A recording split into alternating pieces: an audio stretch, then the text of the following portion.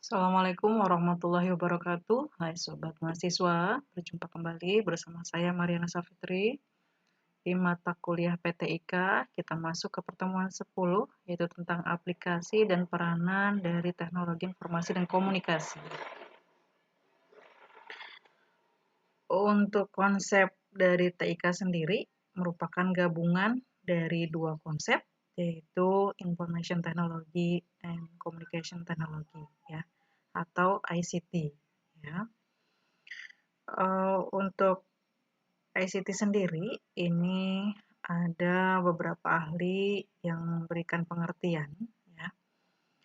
Di sini ada Libel berpendapat bahwa TIK adalah teknologi untuk menangkap, kemudian juga menginterpretasi, kemudian menyimpan dan menyampaikan atau mentransmisikan informasi.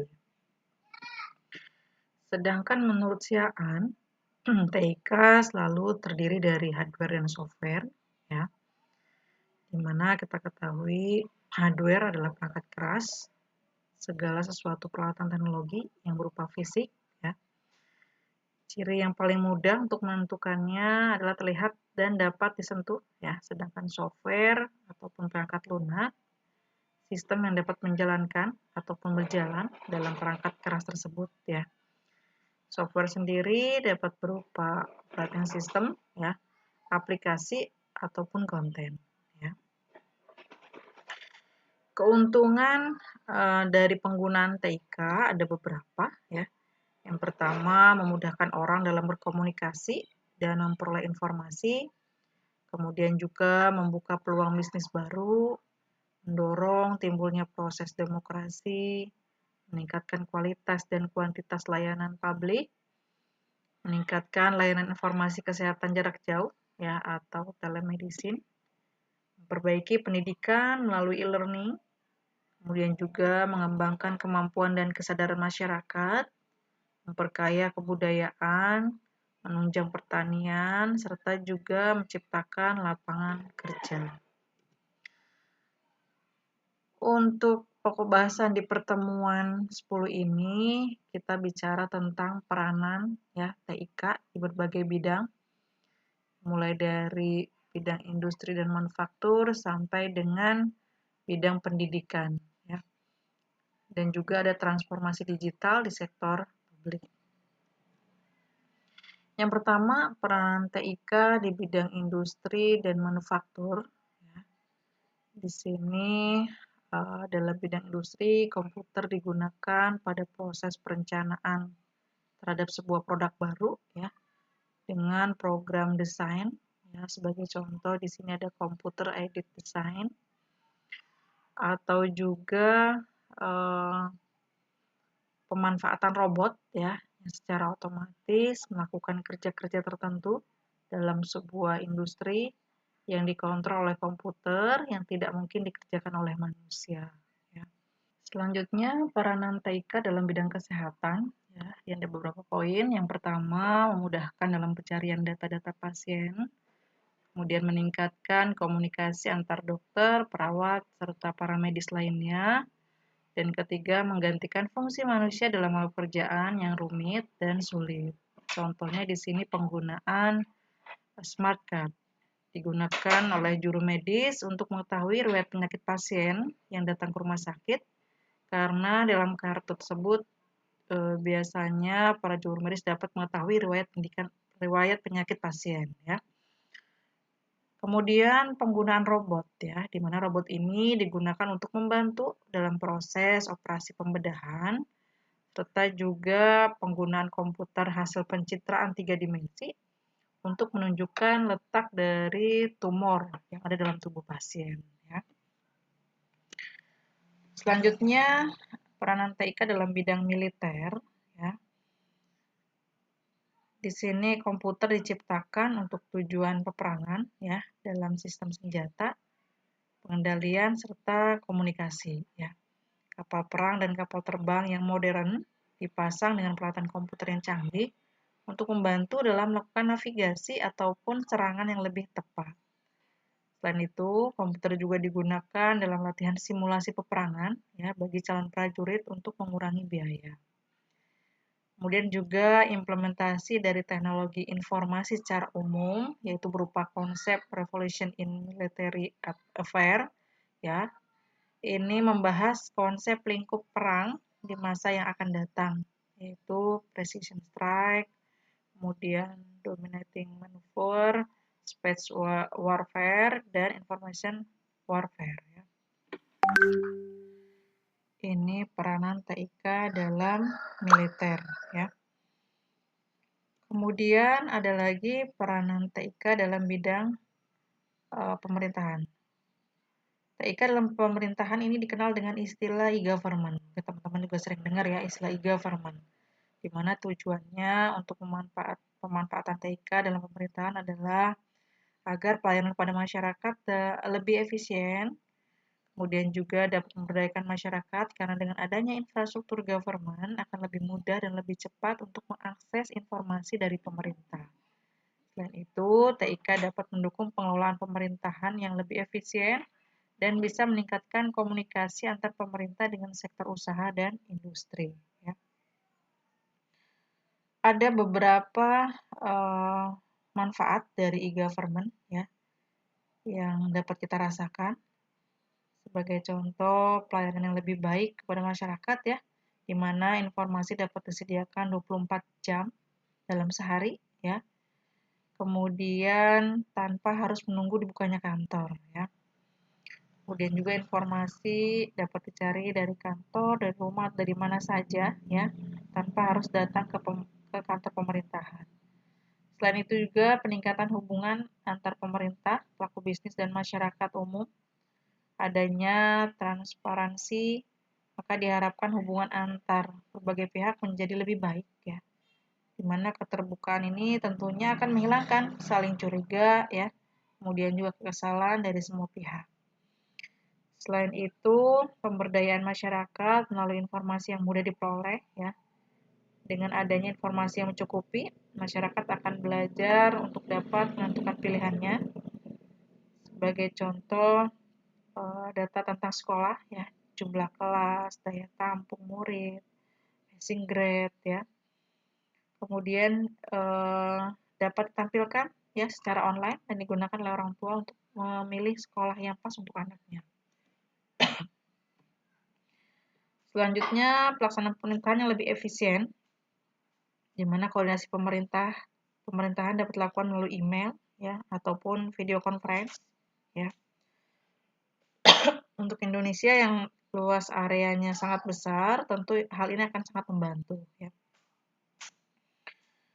Contohnya di sini adalah penyimpanan serta pembuatan database penduduk, kemudian adanya pembuatan elektronik KTP ya.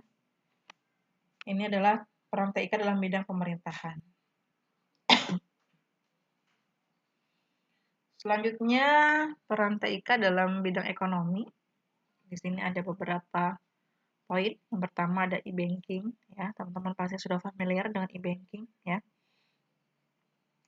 Di mana e-banking ini arti luas yaitu aktivitas perbankan yang dijalankan melalui media elektronik seperti ATM ya, termasuk di dalamnya.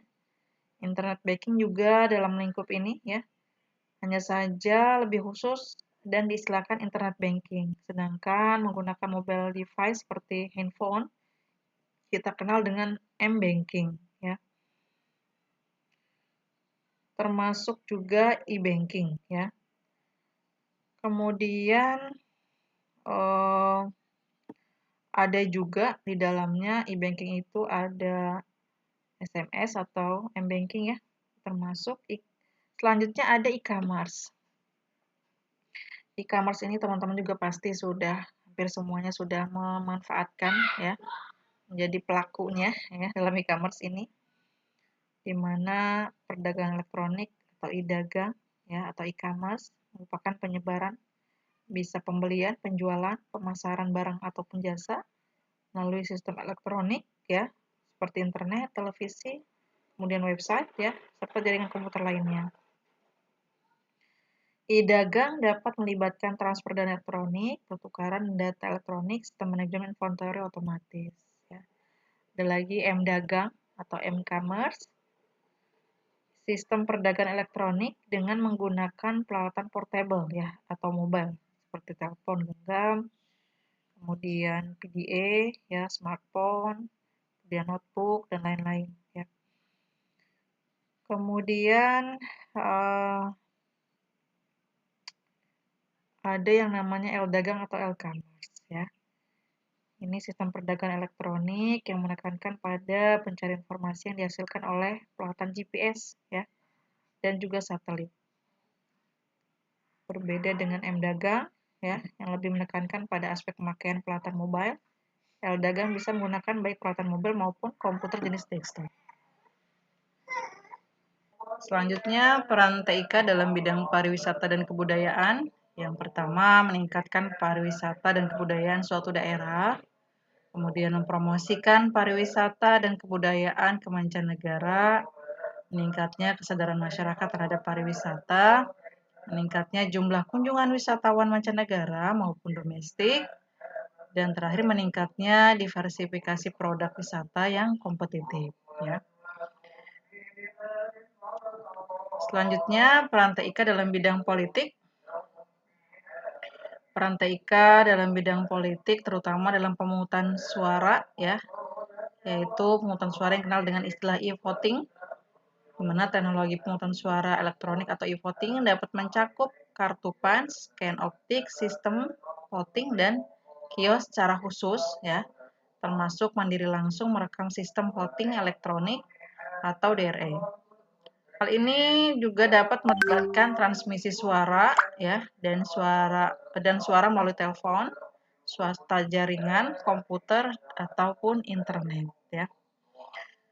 Peran e-voting sendiri ya, yang pertama tentunya memudahkan dalam proses pemungutan suara, mempercepat dan mengurangi kesalahan dalam perhitungan suara, memberikan peningkatan aksesibilitas bagi para pemilih cacat, serta dapat memfasilitasi kecurangan dalam pemilu.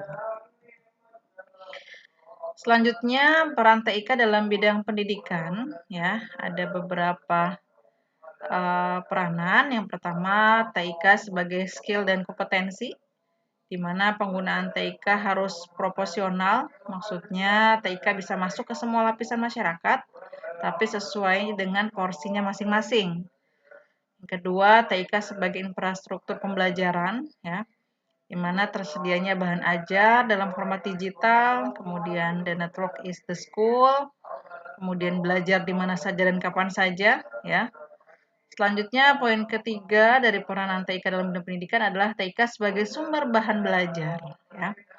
Ilmu berkembang dengan cepat, guru-guru hebat tersebar di seluruh penjuru dunia, buku dan bahan ajar diperbaharui secara kontinu, inovasi memerlukan kerjasama pemikiran, tentunya tanpa teknologi pembelajarannya up to date memerlukan waktu yang lama. Selanjutnya, TIK sebagai alat bantu dan fasilitas pembelajaran, ya, yaitu penyampaian pengetahuan, mempertimbangkan konteks dunia nyata, memberikan ilustrasi sebagai fenomena ilmu pengetahuan atau mempercepat penyerapan bahan ajar. Kemudian pelajar melakukan eksplorasi terhadap pengetahuannya secara lebih luas serta mandiri. Selanjutnya ada akuisisi pengetahuan berasal dari interaksi manusia, mahasiswa, dan guru. Dan rasio antara pengajar dan peserta didik sehingga menentukan proses pemberian fasilitas. Berikutnya, TIK sebagai pendukung manajemen pembelajaran, yaitu tiap individu memerlukan dukungan pembelajaran tanpa henti tiap harinya. Transaksi dan interaksi interaktif antar stakeholder memerlukan pengelolaan back office yang kuat. Kualitas layanan pada pengecekan administrasi ditingkatkan secara bertahap dan orang merupakan sumber daya yang bernilai. Selanjutnya, TIK sebagai pendukung manajemen TIK sebagai sistem pendukung keputusan, ya, di mana tiap individu memiliki karakter serta bakatnya masing-masing dalam pembelajaran. Guru meningkatkan kompetensinya pada berbagai bidang ilmu, serta profil institusi pendidikan diketahui oleh pemerintah. Contoh peran TIK dalam bidang pendidikan, di sini adanya internet, ya, bisa dalam bentuk website, blog, maupun YouTube, ya, yang berbasis pendidikan yang berisikan materi-materi pendidikan. Kemudian juga adanya telepon, komputer, LCD proyektor, televisi, dan radio. Selanjutnya untuk transformasi digital di sektor publik, teman-teman silakan bisa mempelajarinya di slide pertemuan 10 ya. Untuk lebih detailnya, selanjutnya saya akhiri, kurang lebihnya mohon maaf. Wassalamualaikum warahmatullahi wabarakatuh.